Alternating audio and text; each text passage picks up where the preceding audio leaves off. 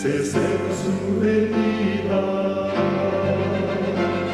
se oyen ya los pasos del rey que se aproxima. Tanta ley aún nos queda, denunciar al pueblo urgente que Jesús está volviendo. Victorioso y esplendente, pronto vendrá,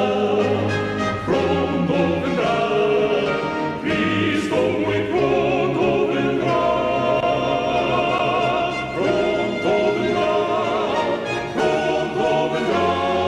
Dedicamos tu nombre, bendito Dios, y te damos gracias, Padre, por la oportunidad, aun siendo pecadores, deficientes, humanos. Danos el privilegio de poder tratar tu palabra. Si no lo conocemos todo, Padre, pretendemos avanzar en el conocimiento de las verdades, especialmente para este último tiempo. Por eso rogamos, Señor, por sabiduría del cielo, rogamos que nos dé entendimiento, que nos dé luz, que nos ayude a preparar y sobre todo para estar preparados para dar razón de nuestra fe en cualquier momento. En su mano de amor me encomiendo en esta hora, Padre amado, que un tizón arrebatado del fuego sea puesto en mi boca, para que salgan de ella palabras de vida para vida. En el nombre santo de Cristo Jesús, nuestro Redentor. Amén y amén. Amén.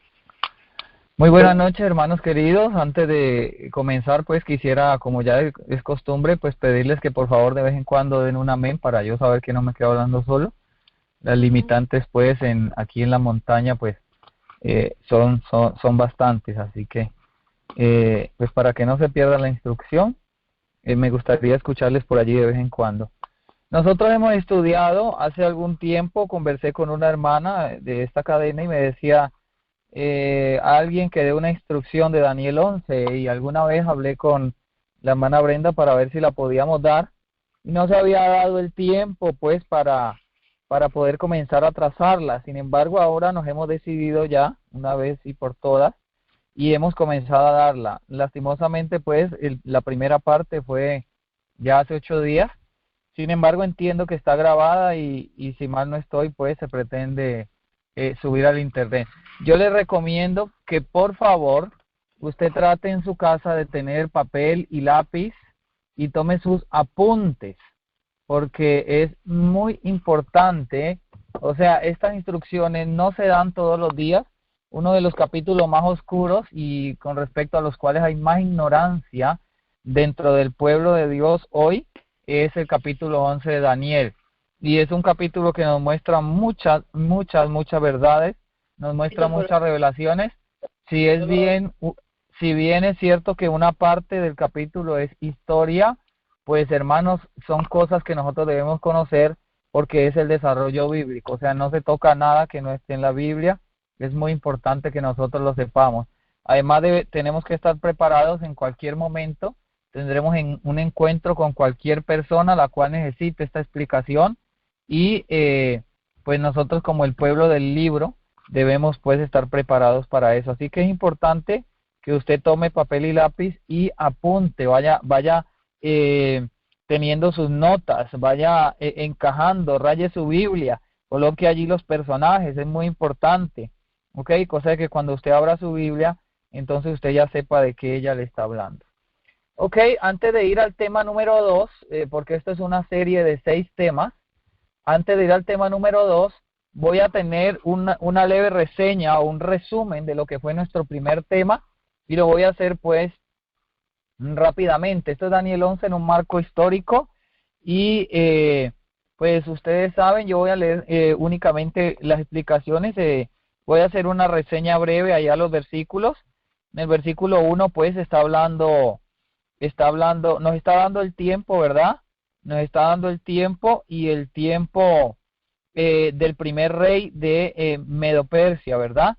Quien fue Darío I.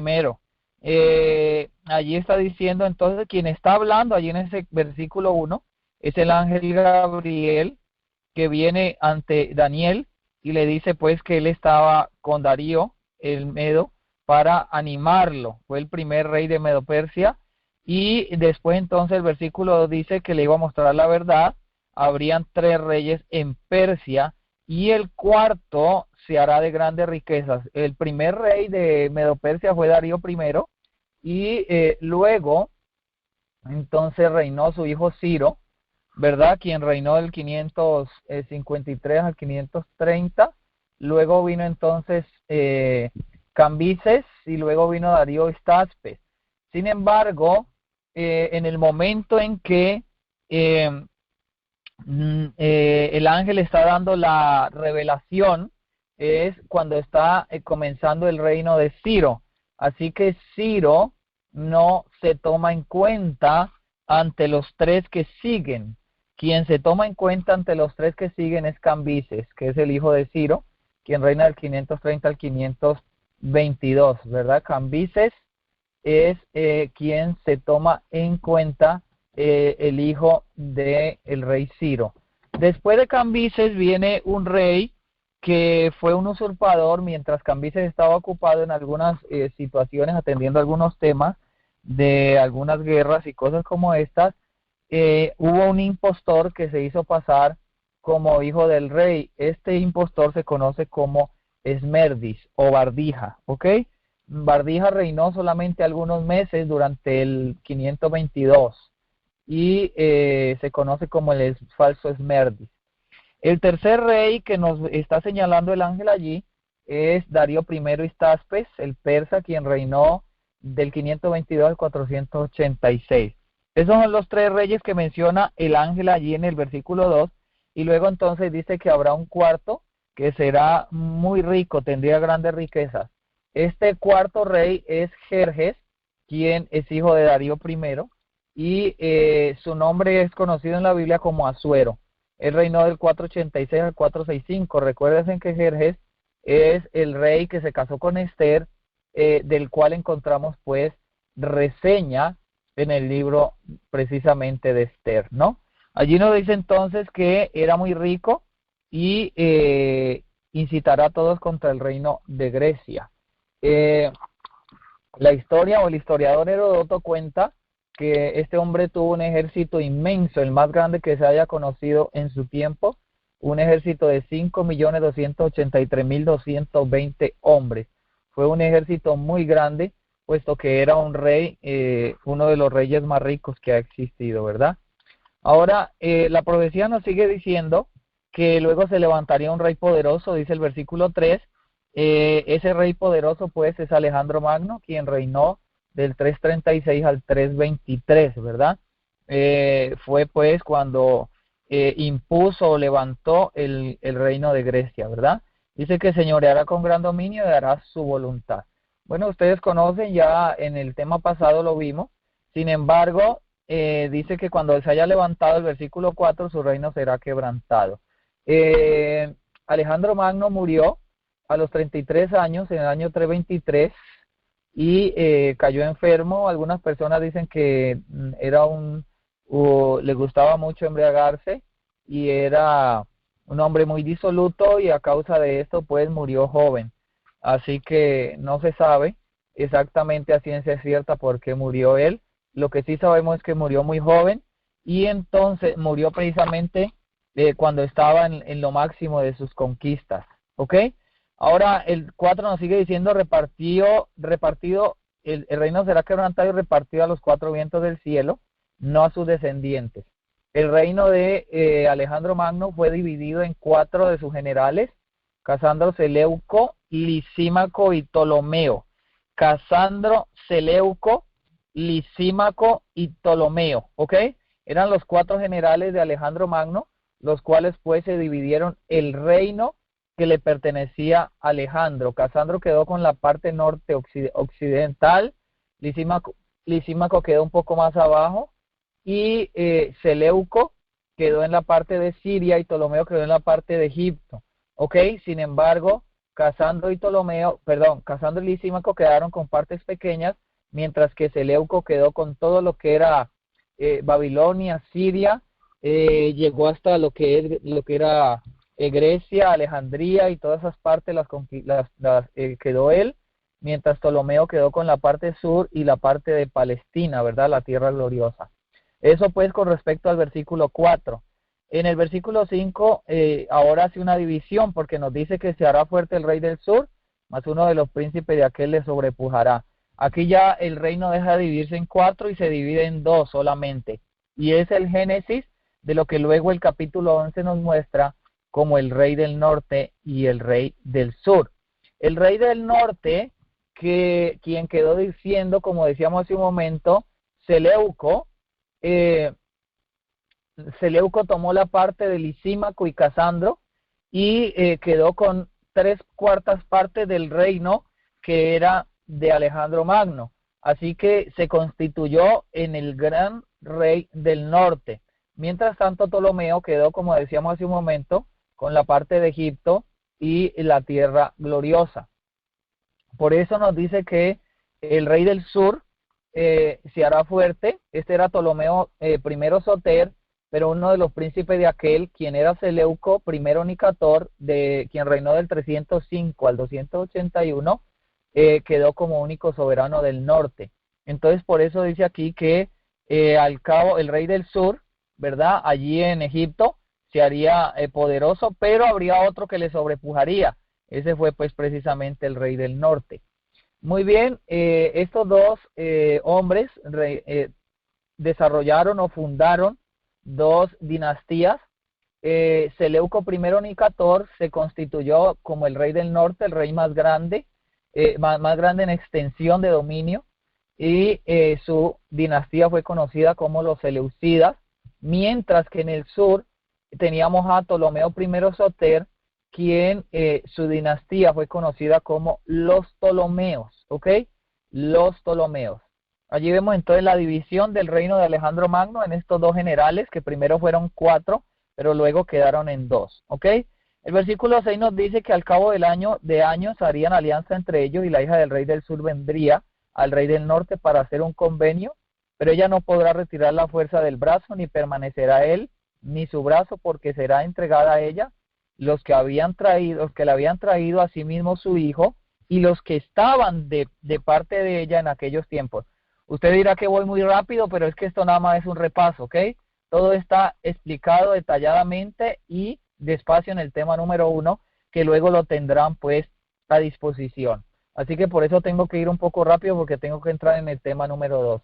Entonces aquí dice que al cabo de años, comienza el versículo 6, esto fue 35 años después de la muerte de Seleuco I, quien fue rey del norte, harían una alianza. Antíoco II, ya para este tiempo, año 261 al 246 a.C., este era Antíoco Teos, o el divino, era nieto de Seleuco I.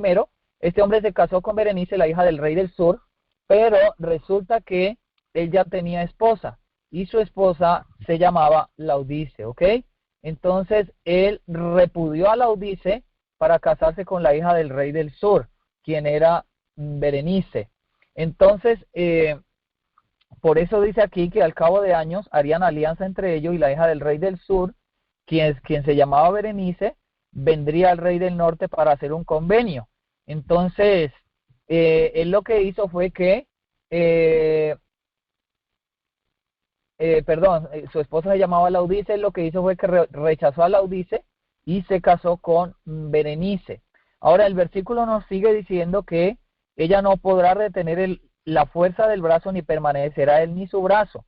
Cuando dice su brazo nos está hablando de su hijo. Allí mismo el versículo más abajo lo explica, dice así mismo su hijo. Por eso dice arribita ni su brazo, ¿ok? Porque serán entregada a ella y los que le habían traído, y así mismo su hijo. Después de que murió el padre de Berenice, este rey Teos, el divino Antíoco II, volvió a querer recuperar nuevamente a su esposa Laodice. Entonces, cuando Laodice vino, ella vino con mucha rabia en su corazón y planeó una astuta, eficaz y contundente venganza, y esta venganza fue hacerlos envenenar a todos. Esta mujer, pues Laodice, envenenó a Teos, el divino, y envenenó a Berenice, la hija del rey del sur, y también envenenó a su hijo y también envenenó a todos los que estaban sirviendo a Berenice, ¿ok? Por eso dice aquí entonces que todos serían entregados, su hijo, ella, los que estaban con ella, en aquellos tiempos. El versículo 7 dice, mas del renuevo de sus raíces se levantará uno en su lugar y vendrá con ejército y entrará en la fortaleza del rey del norte y hará en ellos a su arbitrio y predominará. Este renuevo de sus raíces era Ptolomeo III, Evérgetes, luego le pusieron Evérgetes, inicialmente era Ptolomeo III, corría el año aproximadamente 243. Este Evérgetes, Ptolomeo III, era hermano de Berenice, ¿ok? Quien después de que habían asesinado a su esposa, perdón, a su hermana y a su sobrino, decidió tomar venganza. Para ese momento, el rey del norte era Seleuco II Calínico, era quien reinaba en el norte, y entonces, dice aquí el versículo, que vendrá con ejército y entrará en la fortaleza del rey del norte y hará con ellos a su arbitrio y predominará.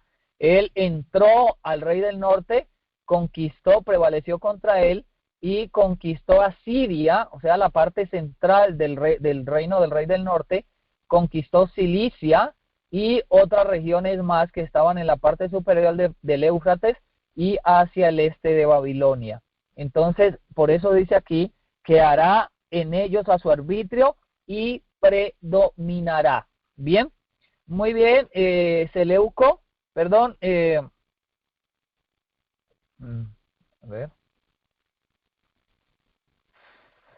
Sí, Ptolomeo tuvo que retornar por algunos problemas que habían en el sur, en su tierra, y entonces el versículo 8 nos dice algo interesante, dice, aún los dioses de ellos con sus príncipes, con sus vasos preciosos de plata y de oro llevará cautivo a Egipto, y por muchos años se mantendrá él contra el rey del norte.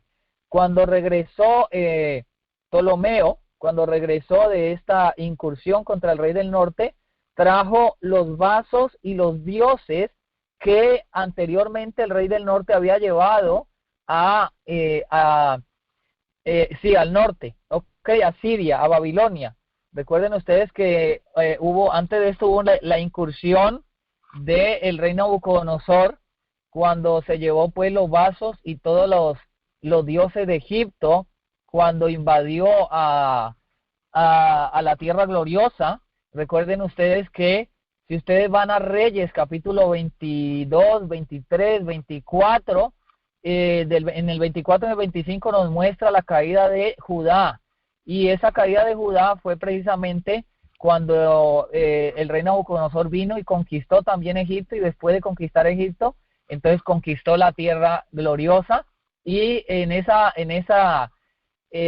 conquista Nabucodonosor se llevó muchos tesoros de allí de Egipto. Todos esos tesoros estuvieron allá durante muchos años hasta esta incursión de Ptolomeo III Evérgetes.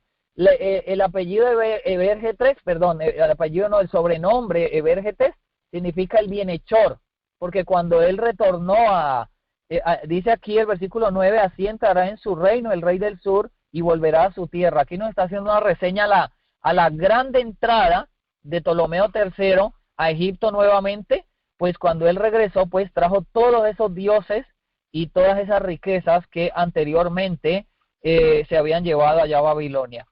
El versículo 10 nos introduce algo interesante y dice, mas los hijos de aquel se airarán y reunirán multitud de grandes ejércitos y vendrán a gran prisa, inundará y pasará y tornará y llegará con ira hasta su fortaleza. Lo primero que hay que recalcar aquí es que dice, mas los hijos de aquel, está hablando en plural, o sea que habrían dos hijos, ¿verdad? Seleuco Calínico tuvo dos hijos, fueron Seleuco III Serauno y Antíoco III Magno. Ok, fueron los dos hijos de Seleuco II Calínico, por eso dicen los hijos de este. El primero que subió al reino, fue Seleuco III, ok, Seleuco III Serauno, fue el primero que subió al reino, no tuvo un reinado brillante y fue muerto rápidamente, por eso dice, los hijos de aquel se irarán, estamos en el versículo 10, vendrá gran prisa, reunirá multitud de grandes ejércitos, vendrá gran prisa, inundará y pasará y tornará y llegará con ira hasta su fortaleza. La historia nos muestra pues que este hombre no fue tan exitoso, sin embargo, después de él vino el reinado de Antíoco III Magno, quien fue un gran estratega militar y también un gran rey. Este hombre reunió un gran ejército para guerrear contra Ptolomeo III Evérgetes, quien era hijo de Ptolomeo, para guerrear contra Ptolomeo IV Filopator, quien era hijo de Ptolomeo Evérgetes, ¿ok? Rey de Egipto. Entonces, cuando esto sucedió, cuando esto pasó, Antíoco III se enfureció por todas las pérdidas que había tenido su padre y reunió un gran ejército para detener los progresos del rey sirio, pero también el rey del norte iba a poner en campo una gran multitud. Esta batalla es conocida como la batalla de Rafia, ¿ok?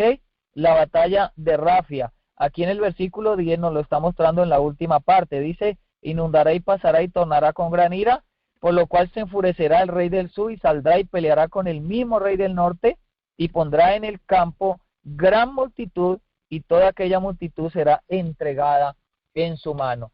Antíoco fue derrotado con casi 14,000 soldados muertos y 4,000 tomados prisioneros, y su ejército fue entregado en las manos del rey del sur en cumplimiento de la profecía. Por eso dice el versículo 11 que entonces el rey del sur se enfurecerá, saldrá y peleará contra el mismo rey del norte, ¿ok?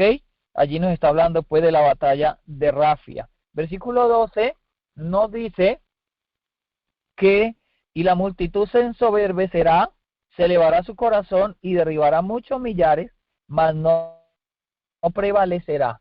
Este hombre, Ptolomeo IV Filopator, dice de él que no prevalecerá, se ensoberbecerá, se elevará su corazón y derribará muchos millares. Tristemente, bueno, para cumplimiento de la profecía, este hombre también era un disoluto, hizo la paz,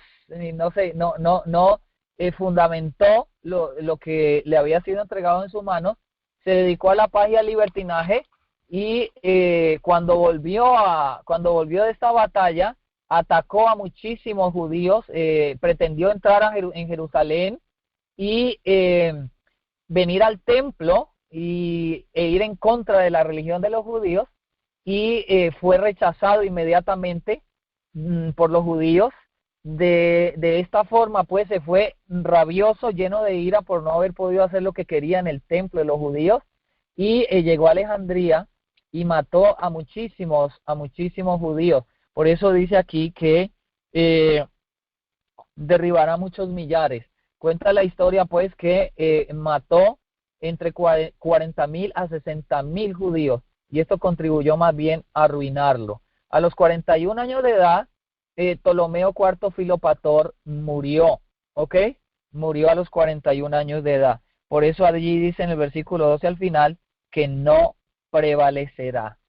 Muy bien, hermanos queridos, y entonces ya el versículo 13 nos dice aquí que el rey del norte volverá a poner en campaña una gran multitud mayor que la primera. Al cabo de algunos años vendrá gran prisa con grande ejército y con mucha riqueza. Entonces, aquí ya, en este momento, el rey del norte era Antíoco III Magno, y él volvió al problema pues de Egipto, ¿verdad? Tal vez fue durante unos 16 años de paz, y Antíoco movilizó un ejército mayor que aquel con el cual había perdido la batalla de Rafia. Esta vez Antíoco tuvo éxito. Esta batalla del versículo 13 fue conocida como la batalla de Panio, y se peleó aproximadamente el año 198 a.C. Para aquel entonces Ptolomeo IV Filopator ya había muerto, y quien estaba en el trono era Ptolomeo V Epífanes, quien era un niño de 5 años, y él era quien le había sucedido en el trono. Como resultado de esta batalla, el territorio de los judíos cambió de dueño, pues antes Judea había sido vasallo del rey del sur, ahora vino a ser entonces vasallo del rey del norte. El versículo 14 nos dice que en aquellos tiempos se levantarían muchos contra el rey del sur, aprovechando la coyuntura de que Ptolomeo V era un niño, pues muchísimos quisieron aprovecharse de la oportunidad. El primero fue Antíoco Magno, y también Agatocles, quien era el primer ministro encargado del niño rey, también trató de apoderarse y hacer una revuelta para quedar él como rey. También recuerden ustedes que Felipe de Macedonia, era rey de Macedonia, él se coligó con Antíoco, quien era el rey del norte, con el fin de dividirse los territorios de Ptolomeo. Entonces, esta coyuntura de que era el rey niño fue aprovechada por varios para atacarlos. Por eso se dice aquí que en aquellos tiempos se levantarán muchos contra el rey del sur, puesto que era un niño solamente de 5 a 8 años. Ahora, la siguiente parte del versículo 14 dice, e hijos disipadores de tu pueblo se levantarán para confirmar la profecía, pero caerán. Aquí entonces entra en la escena un nuevo imperio, un nuevo reino, ¿ok? Y aquí es llamado hijos disipadores, o hijos guerreros, o hijos luchadores. Recuerden ustedes que los judíos habían estado bajo el control de Egipto y ahora habían sido liberados por el rey del norte, y también ellos aprovecharon la coyuntura y se levantaron contra el rey del sur. Pero un nuevo poder se introduce en la escena, y había pues un reino que crecía. Inicialmente fue muy pequeño y luego entonces empuñó el cetro de los movimientos mundiales. Este reino pues fue Roma.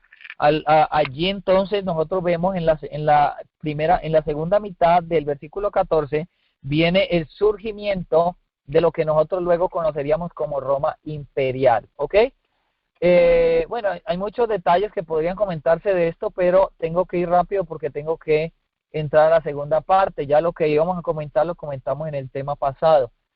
Si quieres saber un poquito más, pues escuche el tema pasado, ¿ok? En el versículo 15 dice, vendrá pues el rey del norte y fundará baluarte y tomará la ciudad fuerte, y los brazos del sur no podrán permanecer, ni su pueblo escogido, ni habrá fortaleza que pueda resistir. Recuerden ustedes que la educación del niño joven, rey de Egipto, fue confiada al Senado romano. A la muerte de su padre, pues, él escribió que sus hijos fueran dejados a el imperio romano. Esta fue una estrategia que le dio mucho resultado a Roma para llegar al poder del cetro mundial, puesto que ella utilizó una política que ningún otro rey había utilizado hasta ese momento, y era apoderarse en son de paz, ¿no? En son de paz, apoderarse de las naciones. Así que el rey del sur lo hizo, y a su vez el Senado romano refirió a Marco Emilio Lépido para que se encargara del niño, ¿verdad? Y luego este Lépido llamó o puso un tutor que se llamaba Aristómenes, quien a su vez envió a un hombre llamado Escopas, que era general de Tolia, que servía entonces a los egipcios. Equipó un ejército grande y penetró en Palestina y Celesyria y sometió a toda Judea a la autoridad de Egipto. Este hombre, Escopas, hizo una revuelta y se rebeló contra Roma, ¿verdad? Por eso dice aquí que él vendrá pues el rey del norte y fundará baluarte y tomará la ciudad fuerte. Este hombre tomó Palestina y Celesyria. Allí estaba, en Celesyria estaba Sidón, ¿ok? Sidón está allí. Esa era la ciudad fuerte, por eso aquí dice que la ciudad fuerte. En ese momento entonces viene el rey del norte, que era ya en este momento ya era Roma, y ataca lo que era la ciudad fuerte, toma la ciudad fuerte y sigue descendiendo porque viene a atacar ahora al rey del sur. Escopas fue derrotado, ¿verdad? Escopas perdió la batalla y entonces se vio obligado a rendirse para salvar su vida solamente. Muy bien, con esto terminamos el capítulo, el capítulo 11 del versículo 1 hasta el versículo 15. Y quedamos en esa ocasión con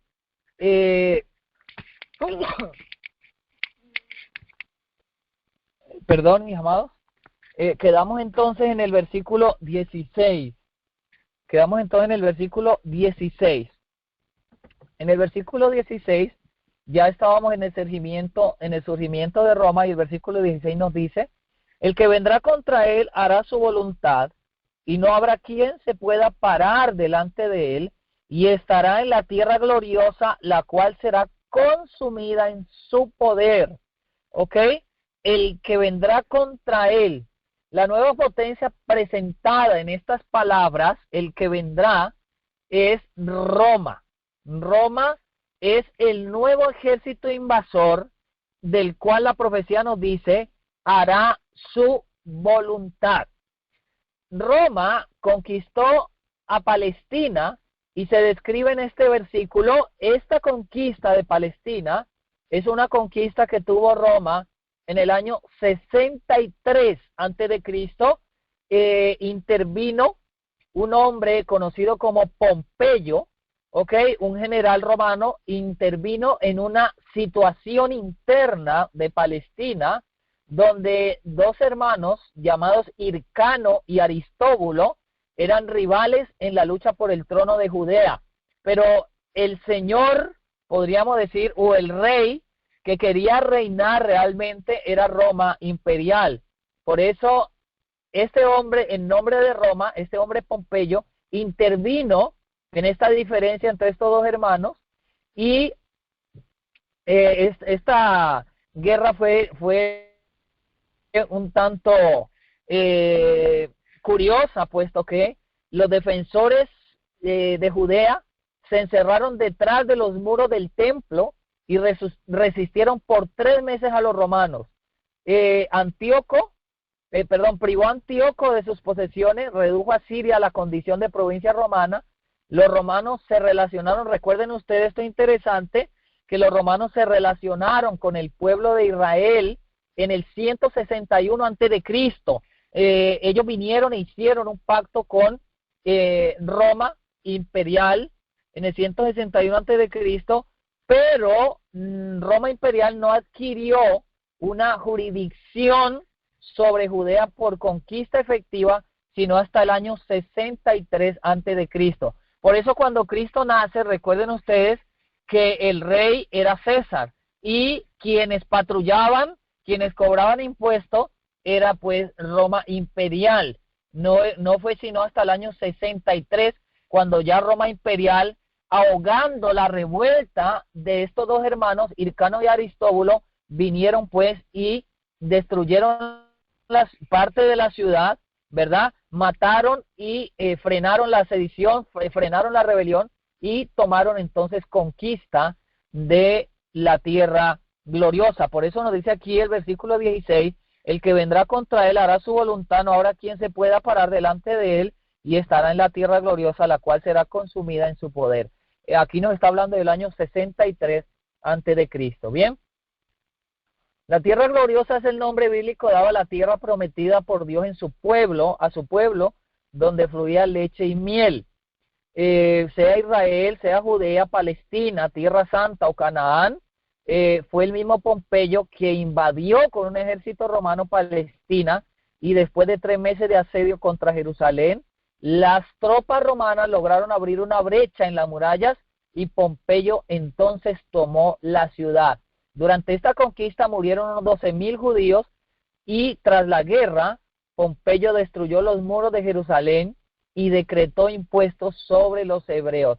Así fue como Jerusalén cayó en las manos de Roma. Ahí estuvo hasta ser consumido por completo en el año 70 mediante el general Tito.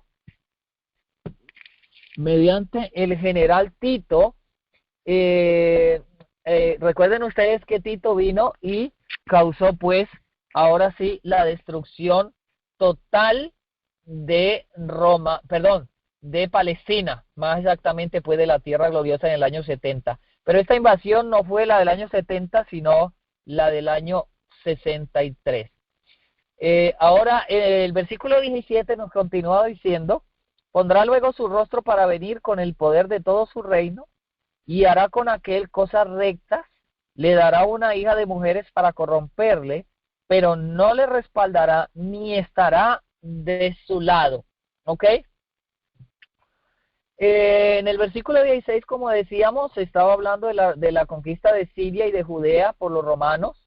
Egipto era lo único que quedaba de todo el reino de Alejandro Magno, que no hubiese sido reducido a la sujeción del poder romano. Y entonces Roma se decidió entrar por la fuerza a la tierra de Egipto. Ptolomeo Auletes murió en el año 51 y dejó la corona y el reino de Egipto a la mayor de sus hijas, Cleopatra, y a su hijo mayor, Ptolomeo XII, quien era un niño de 9 o 10 años, ¿ok? Eso es lo que nos marca la historia con respecto a este tiempo. Ahora, en el testamento, Ptolomeo Auletes dijo o dejó escrito que Cleopatra y su hijo mayor, Ptolomeo XII, debían casarse y como eran jóvenes, fueron puestos bajo la custodia de los romanos. El pueblo romano entonces, como lo dijimos hace un momento, designó a Pompeyo para que fuera guardián de ellos, y luego de unos 3 años Cleopatra llegó a ser la amante de Julio César. Esto lo vamos a ver cómo la historia lo marca aquí y lo narra, la profecía lo marca y lo narra puntualmente, ¿ok? Ahora, cuando Pompeyo fue al sur, pretendió usurpar el reino de Roma, y pronto pues esta sedición llamó la atención de quién era emperador o rey de Roma. El rey en ese momento era Julio César, y Pompeyo entonces pretendió hacerse del poder de la parte sur. Así que pronto estalló una guerra entre Pompeyo y Julio César, una disputa que culminó en lo que se conoció como, o se conoce en la historia como, la batalla de Farsalia, ¿ok? La batalla de Farsalia, en la cual pues Pompeyo fue derrotado, huyó a Egipto, y César inmediatamente le siguió, pero antes de su llegada, Pompeyo fue vilmente asesinado por instigación de Ptolomeo. Recuerden que este Ptolomeo era Ptolomeo XII, quien era un niño de aproximadamente 10 años, aunque ya para este tiempo había crecido un poquito más. Por instigación de él, entonces, fue muerto Pompeyo, y Julio César entonces fue quien directamente asumió la custodia de Ptolomeo y de Cleopatra, ¿ok? Muy bien. Ahora, Cleopatra, quien era una mujer muy astuta, estamos en el versículo número 17, recuérdenlo, vamos a recordarlo, dice: pondrá luego su rostro para venir con el poder de todo su reino, y hará con aquel cosas rectas, y le dará una hija de mujeres para corromperle, pero no le respaldará ni estará de su lado. Cleopatra conocía la debilidad de Julio César, el emperador romano, y decidió comparecer ante él en persona, ¿ok? Y para llegar a su presencia sin ser vista, recurrió a un truco, una estratagema interesante. Ella se acostó en una alfombra dentro de la cual su criado la envolvió. Después de atarla con una correa, la llevó al alojamiento del César, y él aseveró pues que traía un presente para el general romano. En ese momento fue admitido a la presencia de César y depositó pues la carga a sus pies. Cuando César desató este bulto animado, entonces surgió la hermosa Cleopatra, quien se puso de pie delante de él. En ese momento pues el emperador Julio César cayó a los pies de la hermosa Cleopatra. Por eso dice aquí que le dará una hija de mujeres para corromperle, pero no le respaldará ni estará de su lado. Versículo número 18, pero antes de ir allá, vamos a lo que nos dice la historia con respecto a este versículo, el 17. Dice que cerca del Nilo se peleó una batalla decisiva entre la flota de Egipto y de Roma, y resultó en una victoria completa para César, ¿verdad? A la vez, mientras esto estaba pasando entre Julio César y Cleopatra, recuerden que Ptolomeo, quien era hermano de Cleopatra, pretendía también el reino. Él no quería, cuando ya llegó a la mayoría de edad, no quería someterse al poder de los romanos, y por ende comenzó también a fraguar una batalla o a fraguar una rebelión contra Julio César. Ahora, esta batalla se peleó entre la flota de Egipto y de Roma, o sea, de Julio César y de Ptolomeo, el jovencito hermano de Cleopatra.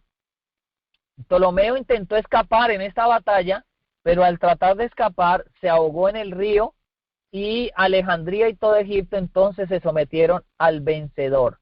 Ya dijimos pues que la hija de mujeres para corromperle es precisamente Cleopatra, y entonces Julio César quedó preso pues de los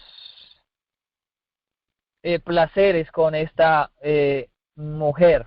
Muy bien, el versículo 16 y 17 nos está mostrando pues 3 conquistas romanas, ¿verdad? 3 conquistas romanas.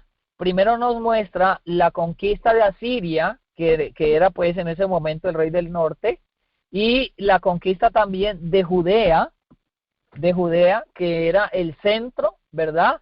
Al centro, la tierra gloriosa, al centro, por eso dice el 16, la tierra gloriosa, y Egipto, quien era el rey del sur. Es decir, en este momento Roma se sienta por primera vez en el trono del mundo y empuña el cetro mundial, después de haber vencido estos 3 obstáculos geográficos y conquistado la totalidad del antiguo imperio greco, que tras la muerte de Alejandro Magno había estado subdividido en la dinastía Seleucida al norte y los Ptolomeos al sur, con los hebreos siempre en el centro de la lucha. Hasta esta altura el reino de la tierra gloriosa había cambiado en repetidas ocasiones de dueño. Algunas veces había pues estado con el rey del norte y otras veces había estado con el rey del sur. Luego había cambiado y luego la otra vez había cambiado, ¿verdad? Entonces, en este momento pues cambia para ser una provincia romana, y desde este momento entonces Roma se encarga de lo que es o de lo que fue la política, ¿verdad? Recuerden ustedes que coloca bueno, eso vamos a hablar en un momentito porque la profecía lo señala. Vamos al versículo 18, dice: volverá después su rostro a las islas y tomará muchas, y más un príncipe le hará parar su afrenta, y aún tornará sobre él su oprobio. Antes de continuar a la explicación de este versículo, quisiera saber, amados hermanos, si me están escuchando y cómo se escucha. ¿Me podrían dar alguna reseña, por favor? ¿Están Sí, por allí? hermano, se escucha perfectamente. Muy bien, bendito sea el Señor. Gloria a Dios. Vamos al 18. Volverá pues su rostro a las islas y tomará muchas, mas un príncipe le hará parar su afrenta, y aún tornará sobre él su oprobio. Después de sus hazañas en Egipto, Julio César volvió su rostro a las costas y tomó muchas. Aquí entonces nos está hablando de 3 campañas militares después de dejar Egipto, poniendo al Bósforo, al norte de África y España bajo la autoridad de Roma. Todos ellos eran términos costeros, ¿ok? En Roma fue nombrado dictador vitalicio cuando retornó a Roma, y fue denominado padre de la patria. Con el poder de sus manos, Julio César comenzó a crear muchas reformas administrativas que incluyeron el cambio para el calendario juliano, donde está el mes de Quintilis. Este mes de Quintilis fue rebautizado como Julius en honor a Julio César, que en nuestros días es pues el mes de julio, ¿ok?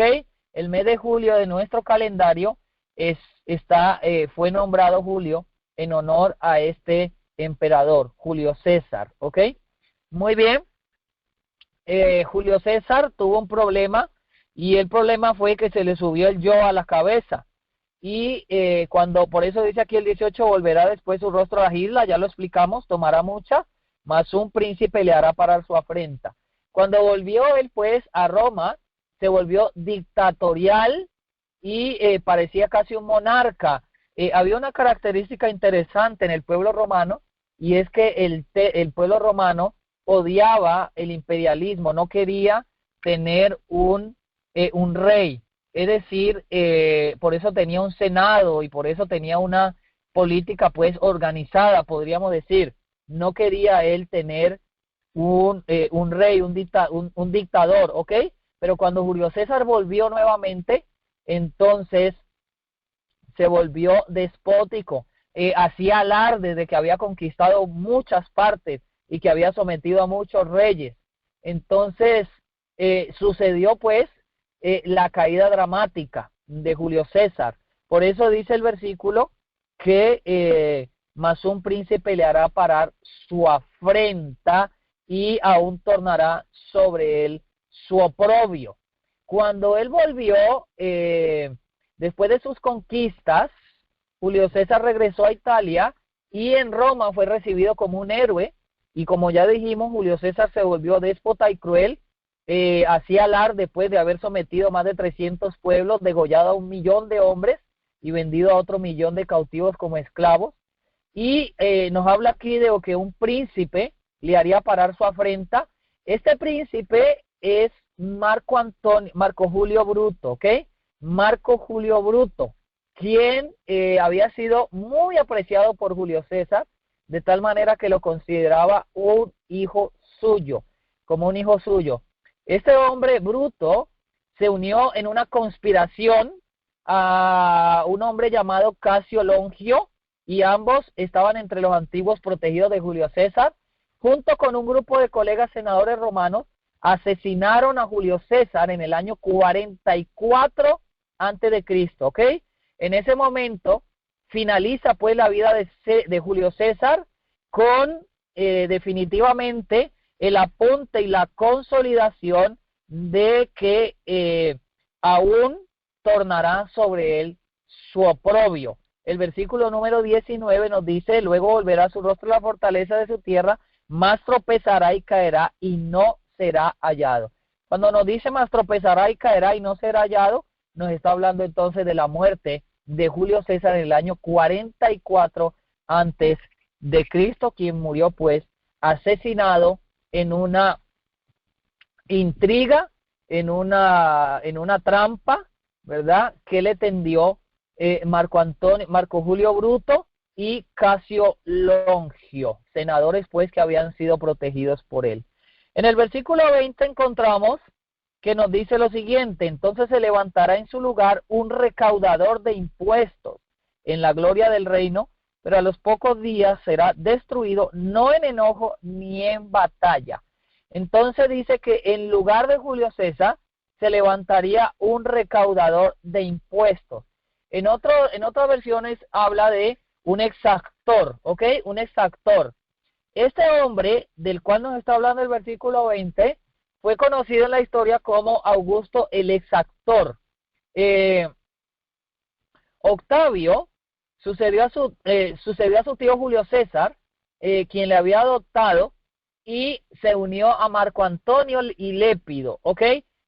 Junto a estos dos hombres, Octavio, Marco Antonio y Lépido, eran tres, fundaron una especie de gobierno que se conoce en la historia romana como el triunvirato, ¿ok? El triunvirato, que era un gobierno de tres. Cuando Octavio quedó firmemente establecido en el gobierno, el Senado le confirmó o le confirió el título de Augusto. Augusto, por eso hablábamos de Augusto el Exactor.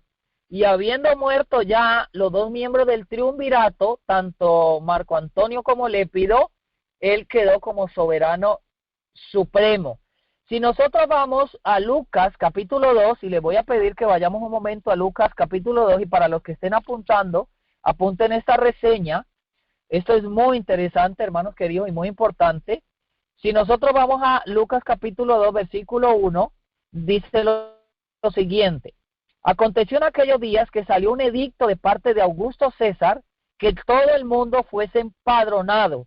Este empadronamiento primero fue hecho siendo Cirenio gobernador de Siria, e iban todos para ser empadronados, cada uno a su ciudad.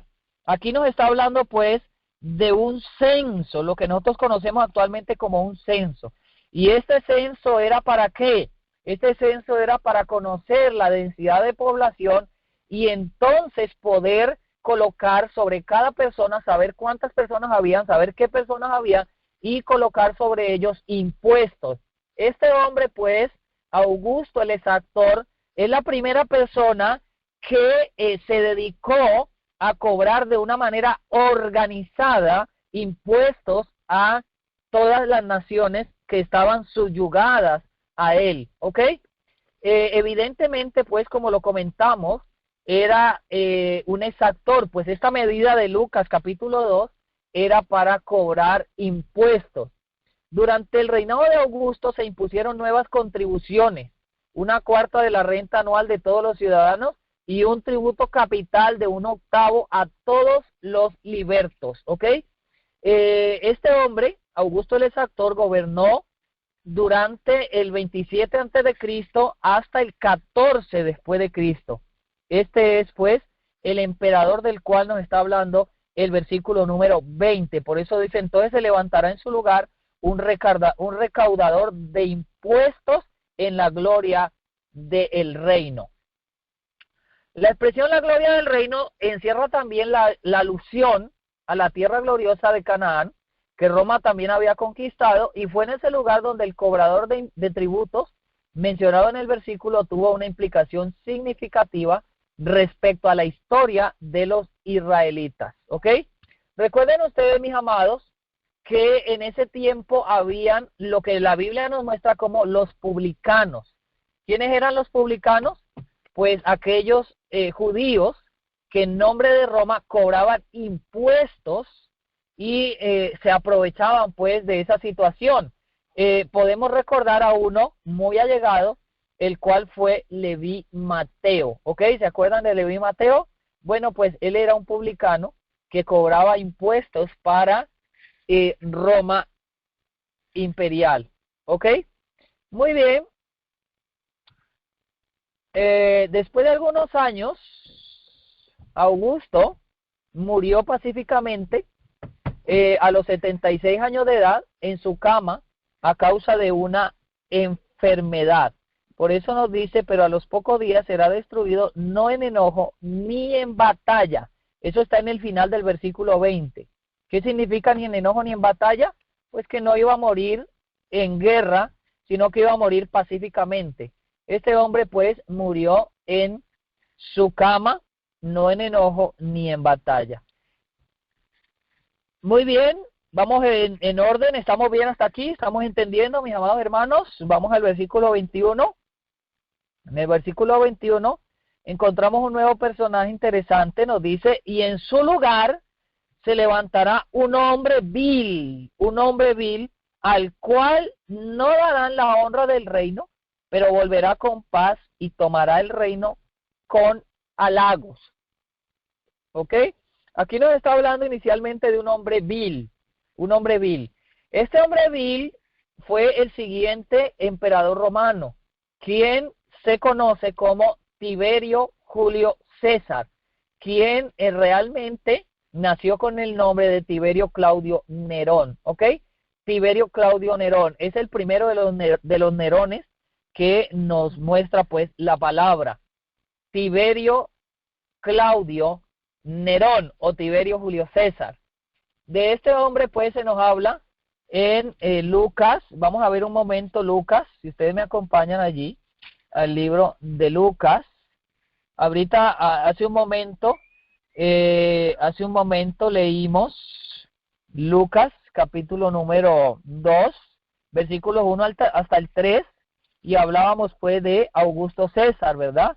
Pero ahorita en Lucas 3 nos dice lo siguiente: en el año 15 del imperio de Tiberio César, siendo gobernador de Judea Poncio Pilato y Herodes, tetrarca de Galilea, y su hermano Felipe, tetrarca de Iturea y de la provincia de Traconite, y Lisanías, tetrarca de Abilinia, siendo sumos sacerdotes Anás y Caifás, vino palabra de Dios a Juan, hijo de Zacarías, en el desierto.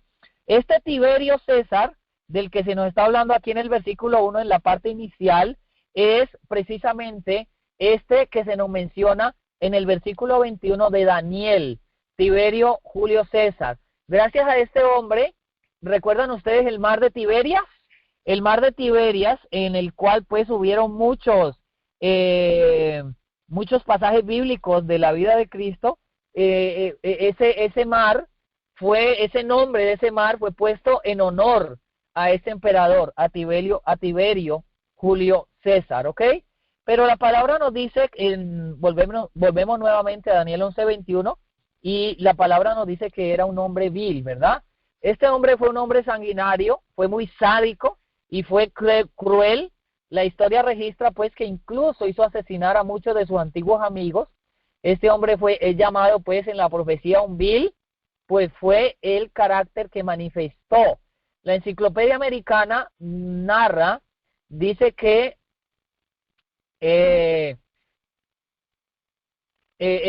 se le culpó de envenenar a un hombre llamado Druso con toda su extraordinaria mistura de tiranía. También era infame y muy disoluto, ¿ok? Fue un hombre que envenenó a muchísimas personas, a un hombre llamado Germánico, que eran amigos personales de él, y dice el versículo aquí que tomará el reino con halagos, ¿ok? Ahora el versículo 21, si estamos en el 21, tomará el reino con halagos, ¿ok? Este hombre se retiró, no encontraba pues alegría, no encontraba gozo, era un hombre vil, era un hombre amargado, y se retiró. Él fue emperador desde el 18 de septiembre del año 14 hasta su muerte el 16 de marzo del año 37. Él se fue a la isla de Capri, en la bahía de Nápoles, y nunca más volvió a Roma. Nunca más volvió a Roma. Así entonces, él murió en esta isla, retirado, ¿verdad? Y no retornó a los asuntos del gobierno. Ahora, el versículo número 22 nos continúa diciendo, y con los brazos de inundación serán inundados delante de él, y serán quebrantados aún también el príncipe del pacto. ¿Ok? Este versículo 22 es bien interesante, mis amados. Aunque todos los versículos son interesantes, esto es muy importante para nosotros. ¿Ok? Dice allí, con brazos de inundación serán inundados delante de él. Esto significa pues revolución y violencia. Tiberio, quien era el hombre vil del versículo 21, fue un estratega militar exitoso, pero fueron superados los brazos de Tiberio, el que inunda, y en otras palabras, se le vio pues sufrir una muerte repentina.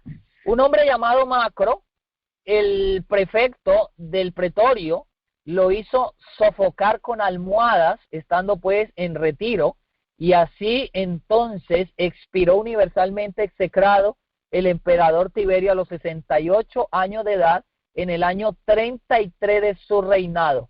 Este versículo pues, después de llevarnos a la muerte de Tiberio, Daniel menciona un acontecimiento pues que iba a producirse durante el reinado de Tiberio y que resulta muy importante, tan importante que no se puede pasar por alto. Y el evento que nos está mostrando aquí es el quebrantamiento del príncipe del pacto. ¿Quién es el príncipe del pacto? Pues el Mesías príncipe, nuestro Redentor, el Señor Cristo Jesús. ¿Ok? Muy bien. Recuerden ustedes, y vamos a ir un momentito a Juan 19, Juan capítulo 19, y vamos a ver versículo 12 al 16, porque aquí hay una reseña muy importante para el reinado de Tiberio. Todavía, bueno, ya mencionamos la muerte de Tiberio, pero el versículo retrocede un poquito para contar algunas cosas que sucedieron en el reinado de Tiberio. En el versículo número 12, dice el capítulo 19 de Juan, desde entonces procuraba Pilato soltarle, pero los judíos daban voces diciendo, si a este suelta no eres amigo de César. Cualquiera, ese César era Tiberio César, como lo dijimos hace un momento. Cualquiera que se hace rey se declara contra César. Entonces Pilato, oyendo este dicho, llevó fuera al Señor Jesucristo y se sentó en el tribunal, en el lugar que es llamado el Enlosado, y en hebreo Gabata, y era la preparación de la Pascua y como la hora sexta. Entonces dijo a los judíos, he aquí vuestro rey, pero ellos dieron voces diciendo, fuera, fuera, crucifícale. Pilato les contestó, a vuestro rey he de crucificar. Los principales sacerdotes respondieron, no tenemos rey, sino a César. Este César pues era Tiberio César. Y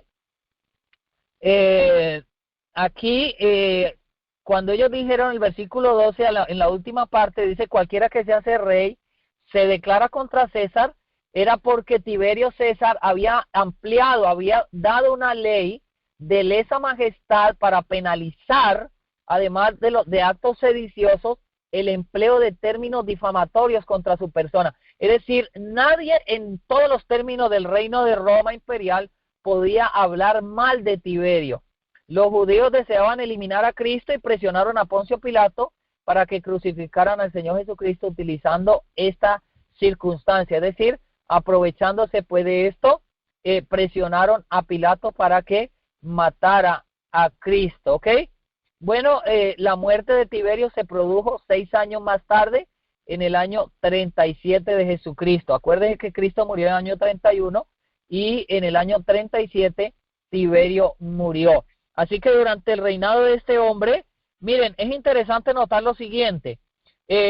Casi la mayoría de los evangelios y la vida de Cristo corre a través de los últimos 2 Césares de los que hemos hablado. El primero fue Augusto César y el segundo fue Tiberio César. Eso es muy importante que ustedes lo tengan en cuenta, mis amados hermanos. Y es importante también que a la hora de explicar la profecía de Daniel 11, usted la pueda entrelazar con los evangelios, ¿ok? Porque eso le va a dar más peso a su explicación, pues le va a mostrar, le va a ampliar detalles le va a ampliar muchos detalles de lo que está mostrando Daniel 11. Igualmente, de lo que vimos en el tema 1 y parte de lo que vimos en el tema 2, son cosas que usted las puede encontrar en Segunda de Reyes. Hay algunos detalles importantísimos también en Isaías, en Jeremías, en Ezequiel, ¿ok? Con respecto a las invasiones de Nabucodonosor, con respecto, hay 2 libros también que son importantes que nosotros los leamos y los conozcamos, que son los libros de Macabeos. Muchas de las cosas que aquí se describen, hay partes que se describen también en los libros de Macabeos. Recuerden ustedes que los libros de Macabeos fueron parte de la inspiración de nuestros pioneros. Guillermo Miller y Urias Smith y varios de nuestros pioneros utilizaron los libros de Macabeos como una reseña histórica. Ahí hay muchas reseñas históricas importantes para nosotros poder comprender la profecía de Daniel, capítulo número 11. Muy bien, vamos en el versículo 22 y quisiera saber, amados hermanos, si me están escuchando bien. ¿Están conmigo en esta hora? Para iniciar el versículo 23. ¿Aló? ¿Están conmigo, amados hermanos?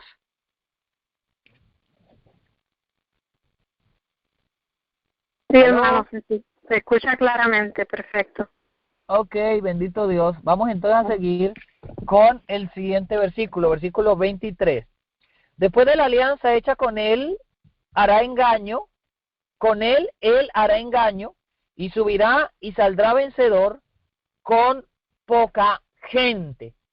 Este versículo, el versículo 23, nos hace retroceder un poco en el tiempo y nos muestra una alianza, ¿ok? Esta alianza es la alianza que hizo Israel con Roma en el año 161. Recuerden ustedes que les dije hace un momento que en el año 161, Palestina, la tierra gloriosa, hizo un pacto con Roma en el año 161. Esto también está registrado en la historia, lo pueden leer en el libro de Macabeos, en el año 161, y es una de las fechas que aparece en el cartel de 1843, ¿ok? Bueno, tendría que mirar, hay una reseña allí que creo que Miller la colocó en el año 163, pero ahorita no estoy seguro porque no tengo el cartel aquí. Después lo podemos mirar en algún tema siguiente. Pero este pacto entre judíos y romanos fue en el año 61 antes de Cristo, ¿ok? Hallándose gravosamente oprimidos por los reyes sirios, los judíos enviaron una embajada a Roma para solicitar que les ayudara y de esa manera pues unirse en una liga de amistad y confederación con los romanos. Los romanos entonces escucharon la petición de los judíos y les otorgaron el tratado. En estos tratados los romanos reconocían a los participantes como aliados, y teóricamente estos tratados tenían el objeto de proteger y promover intereses mutuos. Pero realmente el versículo nos dice que él hará engaño, o sea, el rey del norte hará engaño, y claro, como nosotros sabemos, pues esto era una alianza engañosa, porque realmente Roma imperial lo único que buscaba era su beneplácito, o era considerar o proteger sus intereses, ¿no? Por eso dice que él hará engaño. Y entonces dice, y subirá y saldrá vencedor con poca gente. ¿Por qué dice que saldrá vencedor con poca gente? Porque, como le decía hace un momento, Roma imperial utilizó una estrategia que nadie antes había utilizado. Y esta estrategia era de hacerse aliados, ¿ok? Era una estrategia, recuerden, practicada por el enemigo en el cielo, hacerse aliados, pero realmente sus tratados tenían el objetivo de beneficiarse solamente a él, solamente a ellos, ¿ok? Entonces, en aquel tiempo los romanos eran un pueblo pequeño, pero empezaban a obrar con astucia y engaño, tal y como lo indica aquí la palabra de Dios. Y desde ese tiempo se fueron elevando constante y rápidamente hasta llegar al apogeo del poder. El versículo 24 nos dice, estando la provincia en paz y en abundancia, entrará y hará lo que no hicieron sus padres, ni los padres de sus padres, presa y despojos y riquezas repartirá sus soldados, y contra las fortalezas formará su designio, y esto por tiempo. Aquí, hermanos, este versículo 23 y 24 nos está mostrando pues a Roma imperial el desarrollo de la potencia del nuevo rey del norte. Antes de las naciones, como dijimos hace un momento, las conquistas eran a través pues de guerras, de batallas, ¿ok? No se conquistaba con astucia, no se conquistaba con paz, pero esta historia iba a ser cambiada por Roma imperial, ¿ok? Por eso dice que estando la provincia en paz, Roma hizo una obra pues que no había sido hecha por los padres, ni por los padres de sus padres. Esto era pues obtener beneficios, obtener rentas por medios pacíficos. Entonces se inauguró la costumbre de que los reyes legasen sus reinos a los romanos, y Roma entonces así entró en posesión de grandes provincias. Los que pasaban así a depender de Roma obtenían no pocas ventajas, ¿ok? Tenían muchas distinciones, y además eran tratados con bondad y con indulgencias. Era como si la presa y el despojo fuesen distribuidos entre ellos. Quedaban protegidos de sus enemigos y descansaban en paz y seguridad bajo la protección del poder romano. Por eso, mis amados hermanos, fue que Cristo advirtió sobre la abominación desoladora. ¿Se acuerdan? En Mateo capítulo 24, 15, ¿cuál era la estrategia de Roma? Roma venía, sitiaba, ¿ok? Cuando veía que una nación se quería rebelar, venía y sitiaba y ponía entonces los estandartes. Recuerden ustedes los estandartes romanos. Ponían los estandartes romanos y la nación tenía la oportunidad, al observar esos estandartes romanos, de entregarse a Roma, ¿ok? De una forma pacífica, pues, tenía la oportunidad de someterse, pero si no se sometía, entonces Roma iba a proceder a la batalla. Para eso eran los estandartes romanos, o la abominación asoladora, de la cual habló el Señor Jesucristo, y ustedes saben, conocen la historia de que fue la estrategia que utilizó inicialmente Cestio Galo, y luego pues utilizó el general Tito en el año 70, ¿ok? Esto era pues una estrategia de Roma imperial. Por eso el versículo 24 nos está diciendo pues que Roma utilizaría una estrategia que no utilizaron ni sus padres, ni los padres de sus padres, Y también nos dice que presa y despojo y riqueza repartirá a sus soldados, y contra las fortalezas formará su designio, y esto por un tiempo. Ahora, aquí nos está designando una profecía de tiempo muy interesante. Noten ustedes que el final del versículo 24 nos dice esto por tiempo, esto por un tiempo. Ustedes conocen, mis amados hermanos, que un tiempo en la profecía, y los que no conocen, pues lo vamos a mencionar, un tiempo es un año profético, ¿ok? Y aquí nos está hablando de un tiempo. Un año profético es 360 días, lo cual pues nos da una profecía de 360 años. Un tiempo equivale a 360 años. Y estos 360 años es la profecía que nos muestra a nosotros la supremacía de Roma imperial, especialmente la parte occidental. Esta profecía de tiempo sería aproximadamente desde el año 31 antes de Cristo. En el año 31 antes de Cristo se peleó la batalla de Accio, donde Egipto cayó definitivamente en manos de Roma bajo el emperador Octavio. Recuerden ustedes que lo mencionábamos hace un momento en el versículo 18, ¿verdad? Mencionábamos esto. Ahora en el versículo 24 nos está hablando de la profecía de un tiempo, y esto entonces nos está hablando del 31 antes de Cristo hasta el año 330 de nuestra era, 330 después de el Señor Jesucristo. Allí pues vemos la profecía de tiempo, los 360 años.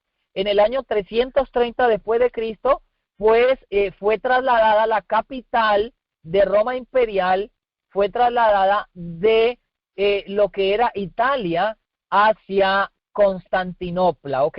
Y allí pues ya llegamos hasta Constantino prácticamente. Entonces, los 360 días mencionábamos, son 360 años, y el inicio de este tiempo profético lo encontramos en la famosa batalla de Accio, que se llevó a cabo el 2 de septiembre del año 31 a.C. En este año cayó la última parte del ex imperio griego en las manos de Roma, bajo Octavio, quien llegó a ser el emperador romano Augusto César, y de esta manera entonces se dio la transición en la segunda profecía de reinos de Grecia a Roma. El final de este tiempo profético lo mencionamos hace un momento, en el año 330, cuando fue trasladada la capital de Roma a Constantinopla. ¿Ok?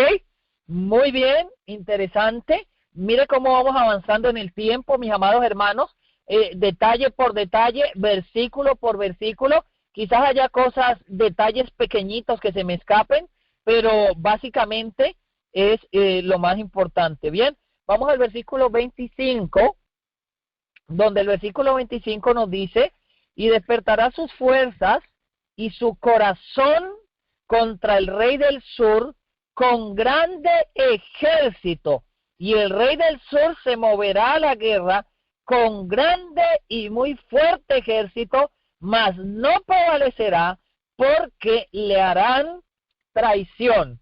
Después de varios versículos de puntualizarnos solamente el rey del norte, ahora aparece nuevamente el rey del sur. Y es que en este versículo vuelve otra vez y nos devuelve un poquito, ¿ok? Está mostrando detalles de la profecía, y cada versículo va añadiendo detalles.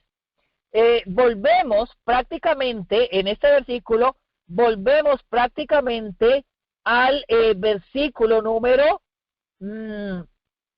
déjenme ver, sí, al versículo 19, volvemos prácticamente al versículo 19. El versículo 18 nos está hablando el versículo 24, sí, el versículo 24 nos estaba hablando del versículo 20, ¿ok?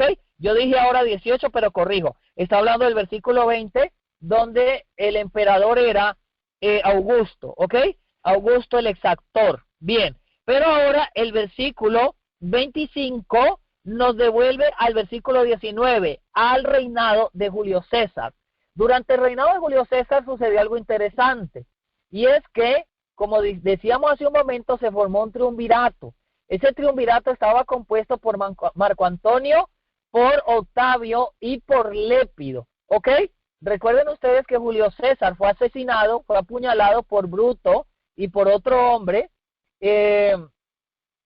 y entonces, cuando se unieron Marco Antonio, Octavio y Lépido, juraron vengar la muerte de Julio César.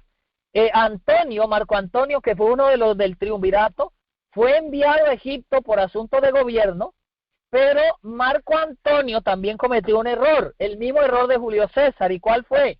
Marco Antonio cayó presa de los atributos de la disoluta Cleopatra, quien después de haber conquistado a Julio César y después de que Julio César murió, entonces Marco Antonio o también pretendió conquistar pues a Marco Antonio.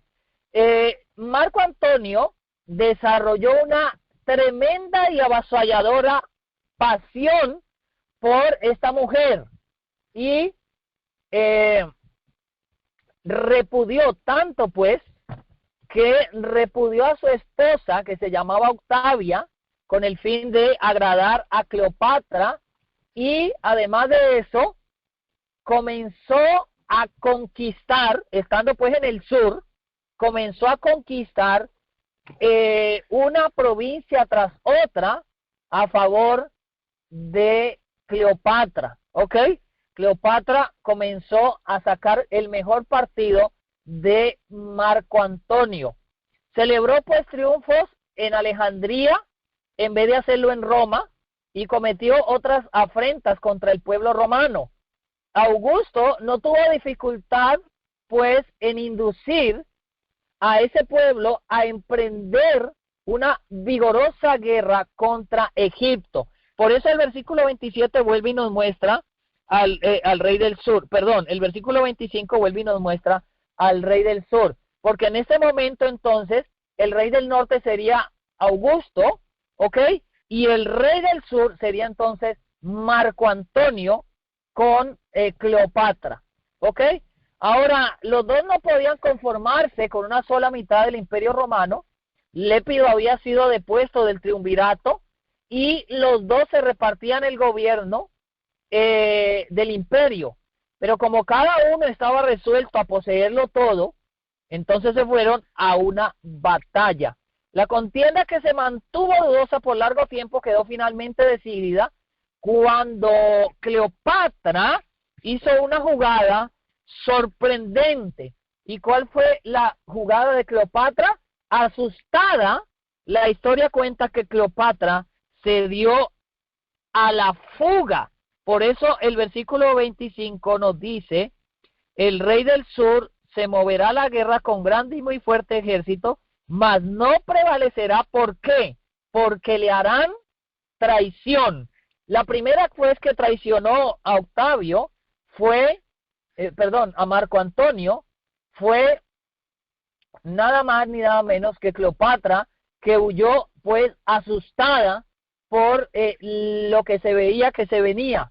Al verse pues Marco Antonio abandonado por Cleopatra, inmediatamente Antonio también le siguió precipitadamente y entregó a Augusto una victoria que podía haberse ganado si las fuerzas egipcias le hubieran sido leales, ¿ok?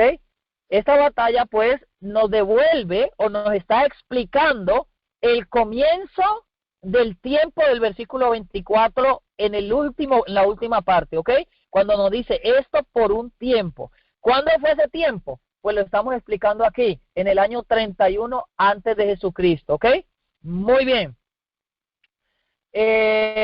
Bueno, ya mencionamos que este tiempo va hasta cuando Constantino pasó la capital a Constantinopla en el año número 330 después de Jesucristo. El versículo 26 nos dice: aún los que comen de su pan le destruirán, y su ejército será destruido, y caerán muchos muchos muertos. ¿Por qué dice esto? Porque todos abandonaron a Marco Antonio, no solamente sus aliados, sino inclusive también sus amigos, los que comían de sus banquetes. Por eso el versículo 26 dice que aún los que comen de su pan le destruirán o le abandonarán. Su ejército será destruido. La flota naval fue destruida y las fuerzas terrestres también. Mucha de la fuerza terrestre de Marco Antonio se pasó del lado de Octavio cuando vieron que Octavio, quien era en este caso el rey del norte, venía. Traicionaron a Marco Antonio y se fueron del lado de Octavio, y Octavio pues le recibió con los brazos abiertos. ¿Ok? Ahora, bien, todas las fuerzas de Egipto se declararon a favor pues de Octavio César, y Marco Antonio entonces, airado y desesperado por la traición de Cleopatra y la destrucción de su ejército, se suicidó. ¿Ok? Por eso el versículo nos termina diciendo, y caerán muchos muertos. El versículo 25 nos dice al final, mas no prevalecerá. ¿Por qué no prevalecerá? ¿Por qué no prevalecerá? Porque le harán traición. ¿Ok? Aún los que comen de su carne le destruirán, su ejército será destruido y caerán muchos muertos. Bien, aquí vamos entonces en el versículo 26. El versículo 27 nos dice, y el corazón de estos dos reyes será para hacer mal, y en una misma mesa tratarán mentira, mas no servirá de nada porque el plazo aún ha de venir al tiempo señalado. Anteriormente eran Antonio y Augusto quienes habían estado aliados. Recuerde que era un triunvirato, eran parte del triunvirato los dos, con Lépido. Sin embargo, bajo el disfraz de la amistad, los dos pretendían tener el dominio universal, y los dos maquinaban pues, o pensaban, planeaban cómo hacerlo. Bien, por eso dice aquí que el corazón de estos dos reyes será para hacer el mal, y en una misma mesa tratarán mentira. Bien, resulta que Octavia, quien era la esposa de Antonio, era hermana de Augusto, declaró al pueblo de Roma cuando Antonio le repudió. Recuerden ustedes que Marco Antonio fue enviado al sur y cayó presa de los dotes de Cleopatra, y entonces repudió a su esposa, quien se llamaba Octavia, y después de algunos años Octavia, estando en Roma, comenzó entonces a hablar, a declarar al pueblo romano que este hombre pues había hecho había planeado durante muchos años una traición contra Roma. Entonces Octavio, al final de cuentas, salió victorioso, y allí entonces se da el inicio de Roma imperial. Hay algo muy interesante con respecto a este César, ¿ok? Octavio. Octavio salió victorioso en esta batalla, en la batalla de Accio, en el 31 a.C., y él llegó a ser nombrado el primer emperador romano con el nombre de Augusto César, ¿ok? Augusto César. En honor a este hombre, que fue quien siguió después de Julio César, fue cambiado y fue puesto en el calendario judío, en el calendario romano, el mes de agosto, ¿ok? En honor a Augusto. Ya vimos pues que en honor a Julio César se había puesto el mes de julio, se le había puesto ese nombre, a ese mes, el nombre de julio, y en honor a Augusto César se puso el nombre pues de agosto. En este versículo 27 pues nos está hablando de este emperador. Bueno, mis amados, hemos llegado hasta el versículo número 27 del capítulo 11 de Daniel, y hemos quedado en el resumen que hace el ángel del desarrollo de lo que es el surgimiento de Roma imperial. Hemos cubierto un tiempo aproximadamente de unos 400 o 500 años, ¿ok? Desde que fue el génesis de Roma imperial hasta pasando por el nacimiento de Cristo, pasando también por la muerte de Cristo y luego entonces viendo un pequeño resumen que hace el ángel de lo que fue el surgimiento de Roma imperial. Hermanos queridos, mañana continuaremos con este estudio, mañana continuaremos con este tema y si Dios nos permite vivir, vamos a seguir a partir del versículo número 28 y vamos a estar llegando aproximadamente hasta el versículo 37 más o menos, ¿ok? Mañana veremos el surgimiento, la transición de Roma imperial a Roma papal y ya entonces comenzamos a ver muchas explicaciones de lo que está pasando actualmente en nuestros días. Así que haga planes para estar con nosotros. Como ya le dije, tenga papel y lápiz, mi amado hermano, para que usted pueda tomar apuntes. Y bueno, yo no lo sé todo, soy simplemente un humano, pero lo que el Señor me ha permitido conocer, lo comparto humildemente con ustedes. Espero pues que sea de gran bendición y que podamos estar preparados para dar fe, para dar razón de la fe que hay en nosotros, ¿ok? Creo pues que hasta ahora todo ha quedado bastante claro y vamos a dejar pues en esta noche hasta aquí. Quedaremos en el versículo número 27. Me acompañan a tener una oración. Vamos a pedir al Señor pues que nos bendiga en esta noche y agradecerle por habernos permitido escudriñar su santa palabra. Padre bueno que estás en los santos cielos, santificado sea tu nombre.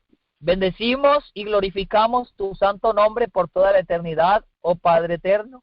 Gracias por habernos permitido escudriñar tu santa palabra, Señor bendito. Gracias por tu dirección, gracias por tu amor. Gracias porque a través de esta profecía nos muestra, Señor, lo que fue y a través de la palabra nos dice qué es lo que fue, lo mismo que será. No hay nada nuevo debajo del sol. Todas estas intrigas, todas estas batallas, todas estas dificultades, todos estos deseos de supremacía, hoy nosotros los vemos en los gobiernos del mundo, en los corazones del mundo y también en el corazón del profeso pueblo de Dios. Ayúdenos, Padre, para que viendo estos ejemplos, para que viendo estos espejos, cada uno de nosotros podamos proceder pues a la humildad y a la mansedumbre de el príncipe del pacto, quien fue quebrantado por esta supremacía y por esta altivez. Gracias por su amor, nos encomendamos en sus manos en esta noche, pidiéndole, Padre amado, un buen descanso. En el nombre de Yeshua, nuestro Redentor y Rey. Amén y amén. El Señor le bendiga, mis amados hermanos. Bueno, Maranata, y si Dios nos presta la vida, pues nos veremos el siguiente día, o sea mañana, para continuar con esta impactante profecía. Dios les guarde. Maranata. Amén, amén, gloria a Dios, que la gloria sea para Dios. Gracias, pastor. Maravilloso saber, ¿verdad?, que cómo Dios prepara a sus siervos para que puedan entender todo esto a través de la historia, la palabra de Dios. Así que le damos gloria y honra a nuestro Creador. Pastor, ¿hay algún tiempo para preguntas? Sí, hermana, yo estoy aquí, usted tranquila. Si ustedes tienen tiempo, yo también. Ok, gracias.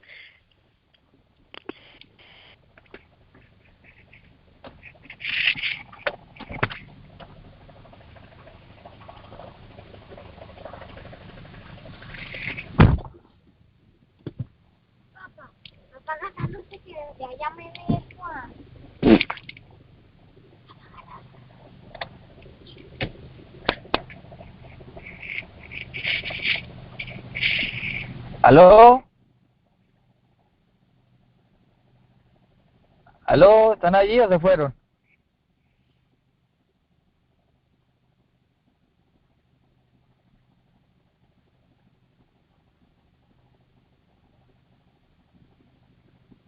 ¿Aló?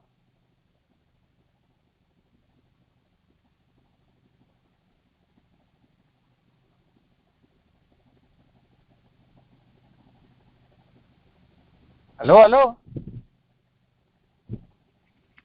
¿Pastor, me escucha? ¿Aló? Sí, yo estoy aquí. Sí, es que el sistema, no sé qué está pasando. Hermano, la línea está abierta para alguien si quiere hacer una pregunta.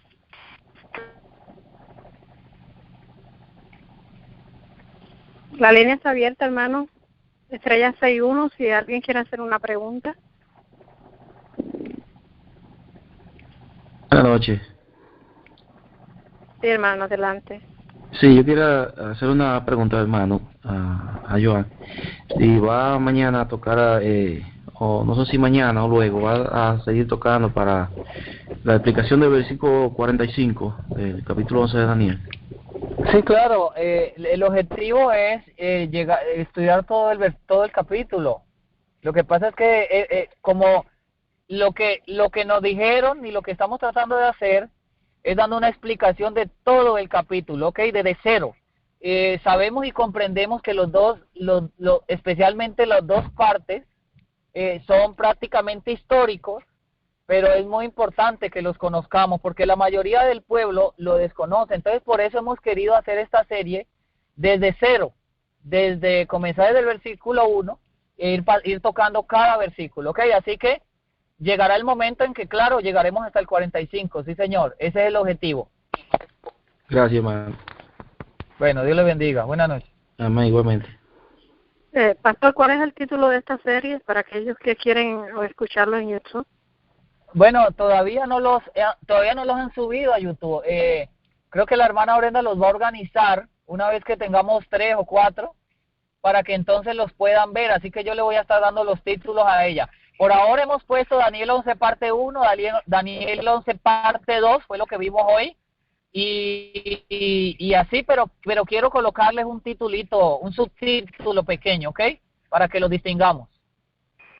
Ok, gracias, pastor. Estrella 61, hermano, la línea está abierta. Hermana, buenas noches. Sí, hermana, adelante, buenas noches. Hermana, a una pregunta le quería... estoy mirando aquí en YouTube que la hermana Brenda ya lo puso, hermana. Se llama Estudio de Daniel 2. Y luego dice, preparen con su papel y pluma. Es así como le puso el título. Sí, ahorita es un título referencia, ¿no? Pero todavía no tiene título oficial porque todavía el tema creo no está oficialmente. Simplemente lo que se hizo ahorita fue transmitir en vivo. Por lo menos eso es lo que entiendo. No sé si la hermana Brenda tenga otro plan, ¿no? Es lo que yo he entendido que se va a hacer. Ok, pastor, eso quería decirles porque yo lo estoy mirando aquí en mi teléfono y es lo que estaba mirando. Ok, está muy bien. Pastor, una pregunta. Bueno, quería contar algo. Yo vivo en segundo piso y Sí. Tengo balcón. Entonces yo, pastor, Sí. ayer miré, andaba un helicóptero, pastor, y andaba volando, pero el helicóptero estaba aventando estaba regando algo. Se miraba Sí. que estaba regando algo y todo eso se miraba que él estaba rociando. Y yo miré, pastor, y ahorita con el viento porque aquí donde vivo está haciendo mucho viento. Y pues yo sé que el enemigo, pastor, de todos lados nos va a querer atacar, o sea, ya sea pudiendo hacer muchas cosas, y me puse a pensar que tal vez, o sea, todos lados el enemigo nos va a querer rodear y sé que el helicóptero ayer él andaba rociando algo. Parecía como ¿Qué? agua que estaba rociando. ¿Quién habla? Perdóneme. Soy la hermana Olga Lidia. Yo vivo aquí en California, pastor. Ok, mucho gusto. Ok, entonces ¿usted me está contando o me está haciendo alguna pregunta, hermana? No, yo le estoy contando, pastor. Ok. No, definitivamente, déjeme decirle lo siguiente. Nosotros encontramos en la Biblia una referencia interesante. En muchas partes la encontramos, ¿no? La estrategia de los antiguos reyes, inclusive de Roma imperial, era sitiar. Ok, si usted va a Daniel capítulo 1, usted va a ver paso a paso las estrategias que el diablo utiliza para arrinconar a la gente. Y una de las estrategias es sitiar, ¿ok? Por eso allí dice que en el sitio, ¿ok? ¿Qué era un sitio? Un sitio era rodear a otra nación. Y en las ciudades nosotros estamos rodeados. Eso usted téngalo por seguro. Así que, pues, en las ciudades nos están bombardeando constantemente. El diablo eso es lo que quiere. Sí, fue lo que miré yo ayer. Fue lo que vi ahorita con el viento que está haciendo. O sea, como ellos controlan todo, controlan ya hasta el viento. O sea, tienen controlado todo. Así es, así es. Pastor, quería pedirle que si puede hacer una oración, Pastor, para pues que Dios nos cubra con sus alas, Pastor, porque, o sea, yo sé que lo que vamos a pasar el pueblo de Dios es algo muy difícil y más que nada tenemos que estar bien preparados todos. Amén. Claro que sí. ¿Quiere que oremos enseguida? Si gusta, Pastor, o no sé si va a haber más hermanos, si gusta hacerlo después de que, así hay otros hermanos que van a preguntar. Sí, por favor, oramos a terminar. Claro que sí, Pastor, que Dios lo bendiga. Gracias. Igualmente. Dios les guarde. Gracias, hermana.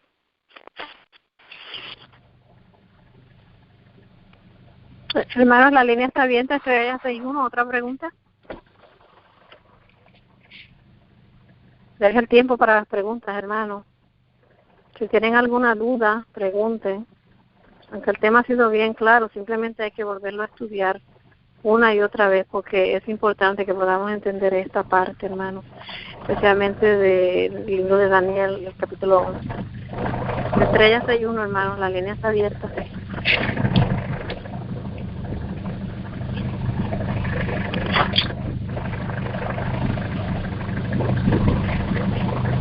Estrella 61, hermanos.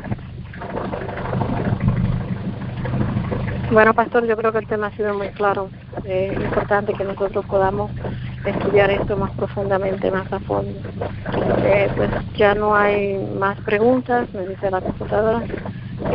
Pues si es tan amable, llévenos nuevamente en oración, que la hermana pidió que orara. Claro que sí. Vamos a orar. Amistoso Padre que estás en los cielos, santificado sea tu nombre, Señor amado. Gracias por esta noche, una noche fresca, Señor, en la cual prodigas tu amor y lo muestras al permitirnos vivir. Gracias por permitirnos, Señor, esta noche escudriñar tu santa palabra. Nos hemos podido conectar nítidamente y nuevamente pues logramos, Señor, tener esta instrucción que viene a edificar nuestra vida. En el nombre del Señor Jesucristo queremos orar por tu pueblo, Señor, alrededor del mundo. Muchos de nosotros, Padre amante, no hemos podido salir del sistema de las ciudades. Queremos pedir, amado Dios, que como usted libertó a su pueblo antaño, hoy liberte a su pueblo, Señor.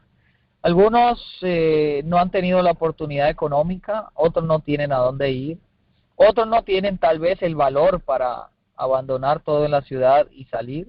Usted conoce cada paso, amado Padre. Pero queremos pedirle que donde quiera su pueblo esté, usted lo bendiga y lo proteja, Señor. Reconocemos porque su palabra muestra, a través del espíritu de profecía, de que el diablo en estos últimos días trabaja arduamente en sus laboratorios con el fin de envenenar el aire y el medio ambiente. Y todas estas cosas que están tirando a las nubes, al aire, pues es el desarrollo y el cumplimiento de esa profecía. Padre amado, guárdenos, por favor, guarde a su pueblo que vive en la ciudad. Ayúdeles a tomar decisiones de vida para vida pronto y que pronto puedan escapar de las garras de Faraón, Señor, que cada día cierra más los tentáculos, cada día aprieta más los eslabones. Ayúdenos, Señor, ayude a su pueblo, Padre. Esfuerce a su pueblo y ayúdele a ser valiente. Gracias por todo su amor, conforme a su voluntad nos encomendamos esta noche. Y pedimos, si así usted lo quiere, mañana podamos volver a reunirnos a través de las ondas del Internet. En su mano santa de amor, en el nombre de Jesucristo. Amén y amén. Amén, amén. Gloria a Dios, que la gloria siempre sea para nuestro Dios. Gracias, Pastor, Amén. y gracias a todos aquellos que esta noche estuvieron con nosotros. Que la bendición de Dios nos alcance a cada uno y si es conforme a su voluntad, que nos dé un sueño placentero. Y si es de Él regalarnos otro día de vida, que sea para gloria y honra de su nombre. Y que Amén. quedamos despedidos y gracias. Hasta luego, Maranata. Buenas noches.